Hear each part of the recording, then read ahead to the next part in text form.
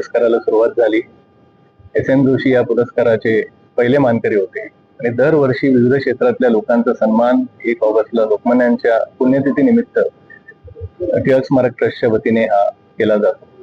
ज्या ज्या व्यक्तींचं भारताच्या जडणघडणीत हा मोठा सहभाग राहिला आणि ज्यांनी फक्त भारतातच नाही पण जागतिक पातळीवर नावलौकिकी मिळवली, अशा लोकांचा सन्मान दरवर्षी 1 ऑगस्टला लोकमान्यांच्या नावाने राष्ट्रीय पुरस्कार देऊन हा केला जातो.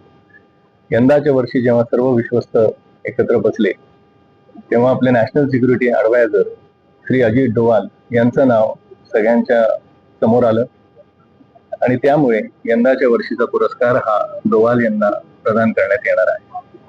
त्यांचं कार्य ॲज अ इंटेलिजन्स ऑफिसर म्हणून आपण बघितलं तर खूप मोठं राहिलेलं आहे.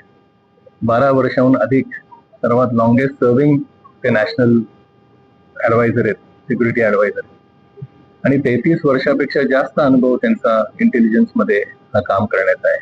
खूप लहान वयापासून त्यांनी स्वतःचा जीव धोक्यात टाकून भारताला सुरक्षित ठेवण्याकरता खूप चांगले उपक्रम हातात घेतले आणि बरेचसे त्यांचे क्लासिफाईड आहेत. पण आपल्याला रिसेंटली अगदी काही जर का आपण बघितले तर उरी नंतर सर्जिकल स्ट्राईक असेल, बालाकोट एअर स्ट्राईक असेल, ऑपरेशन सिंदूर असेल, मिझोराम बद्दल त्यांनी घेतलेली भूमिका असेल, ऑपरेशन ब्लॅक थंडर असेल, जे अनेक लोकांना त्याच्यात त्यांचं फार मोठं कॉन्ट्रीब्युशन राहिलं आहे. पाकिस्तानी एजंट म्हणून तिथे आज ते शिरले.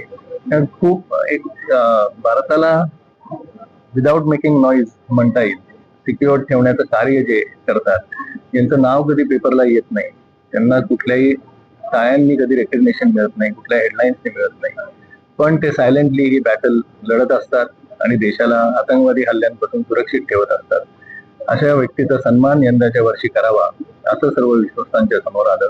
त्यामुळे अशा क्षेत्रातल्या व्यक्तीचा पहिल्यांदा टिळक स्मारक संस्थेतर्फे हा सन्मान होतोय. 1 ऑगस्टला सकाळी 12 वाजता हा कार्यक्रम महाराष्ट्र मंडळच्या ग्राउंडमध्ये टिळक महाराष्ट्र विद्यापीठासमोर हा पार पडेल. आपले सन्माननीय गृहमंत्री श्री अमित शहा या कार्यक्रमाला प्रमुख पाहुणे म्हणून उपस्थित राहणार आहेत. त्याचबरोबर मुख्यमंत्री श्री देवेंद्र फडणवीसजी, उपमुख्यमंत्री श्री एकनाथ शिंदे साहेब, उपमुख्यमंत्री श्रीमती सुनेत्राताई पवार हे देखील या कार्यक्रमाला इथे पाहुणे म्हणून उपस्थित राहणार आहेत.